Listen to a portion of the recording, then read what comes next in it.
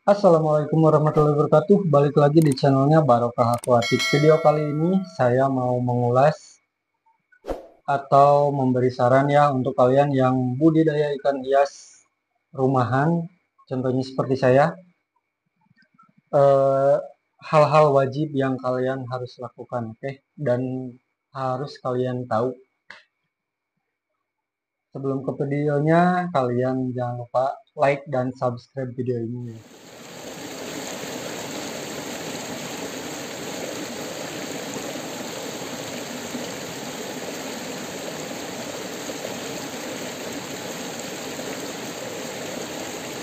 Oke teman-teman, kita langsung bahas ya. Nih untuk kalian tips triknya yang khususnya pembudidaya atau kalian yang mungkin daripada budidaya mending beli bibit, beli anakan ya, rayakan lalu kalian besarkan ya. Nah, cara perawatannya itu menurut saya untuk kalian ya yang khususnya yang kerja-kerja misalkan berangkat pagi, pulangnya malam ya, contohnya seperti saya. Nah, untuk kalian yang ingin punya usaha sambilan, kalian bisa eh, usaha budidaya ikan hias ya. Nah, untuk sebelum mulai kalian harus tahu kondisi air di daerah kalian atau di rumah kalian ya. Kalau air pump, misalkan di rumah kalian hanya pakai air pump ya, itu air pump wajib pakai garam ikan ya biasanya. Dan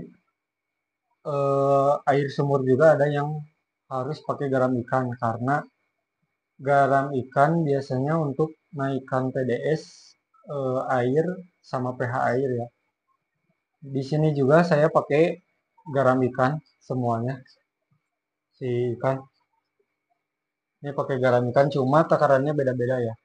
Untuk itu kalian bisa sesuaikan misalkan kalian kalau main ikan seperti ikan gapi, ikan moli, ikan plati, atau ikan filipis, ikan cupang ya. Nanti juga kalian ketemu sendiri si ikan nyamannya di garamnya seperti apa atau segimana ya. Nah, untuk perawatan rutinnya kalian minimal kalian maksimalnya minimalnya seminggu 2 kali, maksimalnya seminggu sekali ya untuk ganti air ya. Ganti air juga kalian nggak boleh ganti air semuanya kecuali kalian udah endapin air terlebih dahulu seperti ini nih. Ini kan akuarium kosong, ini kosong, ini juga kosong. Ini saya endapin air agak lama untuk persiapan pembesaran si ikan kilipis, ikan moli atau ikan sama ikan plati ya. Jadi misalkan kalau udah banyak anakan kalau ya saya pindahkan ke sana ya. Nih untuk penggantian air itu saya lakukan seminggu sekali ya, enggak seminggu 2 kali. Karena di sini kondisi airnya kan lagi eh, agak jelek. Jadi kalau di keseringan biasanya si ikan juga gampang sakit. Contohnya seperti ini. Ini pemberian dari teman sih ya. Ini juga nih, baru ganti air, malah kena jamur. Nah, kalau kena jamur ini biasanya kalau di sini cocoknya pakai methylene blue. Contohnya seperti ini. Nah, methylene blue red bulldog. Untuk takaran kalian bisa sesuaikan nanti juga ketemu ya. Misalkan kalau di sini ukuran segini 15 tetes atau 20 tetes. Biasanya 1 hari 2 hari juga sembuh ya. Nah, untuk di berbagai daerah biasanya kan kondisi airnya beda. Jadi biasanya juga beda pengobatannya ya. Nah, ini full saya pakai garam ikan dan untuk penggantian air saya pakai jadwal. Nah, untuk ini 4. Ini kan predatoran ya, ini predator, predator, itu predator. Kalau ini ikan-ikan Filipis lokal ya, blue pancak. Ini saya jadwal hari Senin. Ini untuk 4 ini. Nah, dan kalau ini saya jadwal semuanya, bukan semuanya sih, yang atas, yang tengah, sama yang bawah itu yang satu. Ini saya penggantian air hari Selasa. Itu seminggu sekali kita ganti setengahnya, 50%. Nah, kalau untuk pengobatan biasanya saya 70% ganti air dan diisi lagi sebatas ini ya. Kalau ini kelebihan sih airnya. Nah, kalau saya sih batasnya seperti ini. Jadi biasanya saya batas seperti ini nih. Ini batas untuk penggantian air tiap seminggu sekali ya. Kalau ini sedikit karena itu bekas ikan yang mudah stres. Jadi saya gak ganti air setengahnya, tapi 30%-nya biar si ikan lebih nyaman ya. Kalau misalkan ikannya gampang stres, kalian jangan terlalu banyak ganti airnya. Itu menyebabkan kematian kan. Nah, kalau saya ini setengahnya, kalau ini ini hari Rabu. Dan untuk hari Kamis saya jadwal panen telur kilipis ya. Yang ada di bawah. Nah, jadi kalau kalian misalkan budidaya ikan hias di rumah pakai jolang atau pakai akuarium seperti saya, kalian harus punya jadwal nguras ikan ya. Kalau bisa jangan terlalu malam juga sih nguras ikannya. Kalau lebih bagus pagi-pagi. Karena si air juga mau air pump atau mau air sumur yang ditampung dari toren itu lebih bagus pas pagi-pagi ya daripada pas malam. Soalnya pas pagi-pagi si air kan di toren udah mengendap ya. Berarti kadar oksigen itu udah banyak. Jadi pas dimasukin si ikan gak terlalu kaget ya.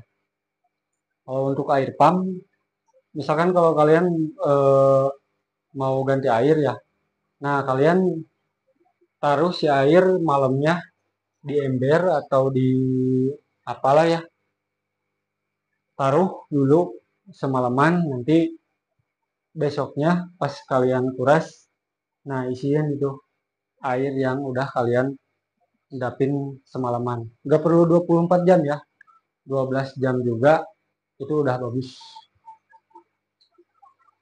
Nah, untuk pemberian pakan juga biasanya berbagai ikan itu agak beda ya. Contohnya seperti ikan predator. Kalau ikan predator, kalau kalian pengen asik maininnya, cukup kalian kasih makan 1 hari sekali. Cuma porsinya kalian atur ya. Jangan terlalu banyak juga, karena terlalu banyak biasanya mental si ikan predator akan down. Jadi pas kita lihat si ikan predator akan ngumpet atau apalah ya. Ini kan tangkapan alam ya. Tangkapan alam emang agak susah.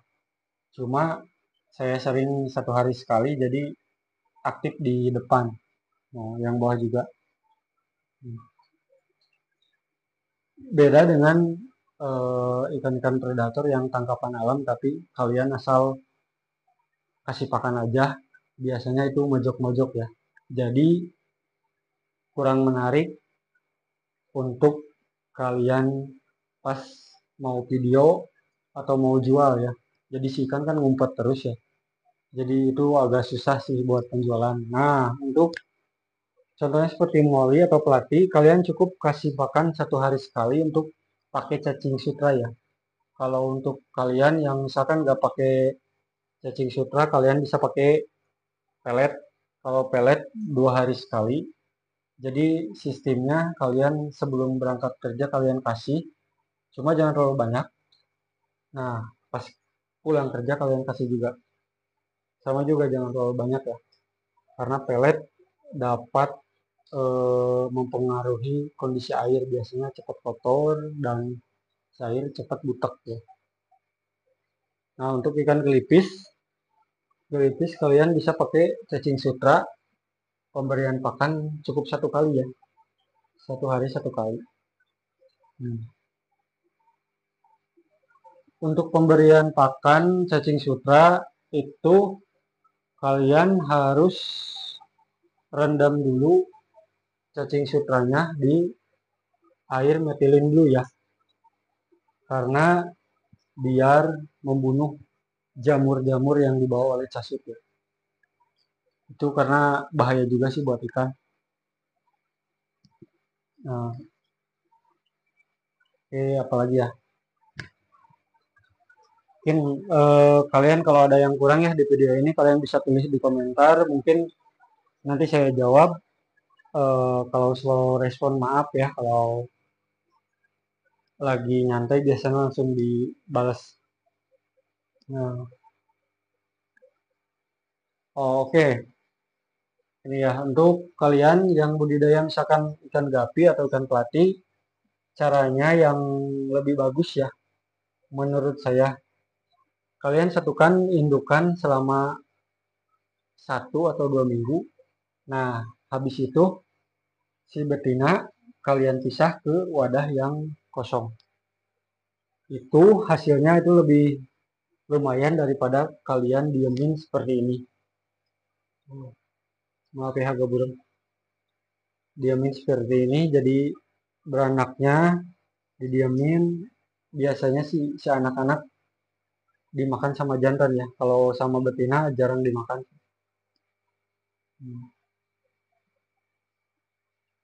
Jadi hasilnya kalian lebih maksimal juga sih, lebih banyak. Untuk ikan gapi juga sama seperti itu ya, kalau hasilnya kalian mau banyak, kecuali kalian rawatnya di kolam ya, di kolam terpal. Itu bisa kalian dikasih tanaman seperti ini, atau eceng gondok, atau tanaman apu-apu ya, itu aman. Kalian bisa misalkan gak terlalu ribet juga sih, cuma kan itu harus perlu lahan yang agak luas ya kalau itu.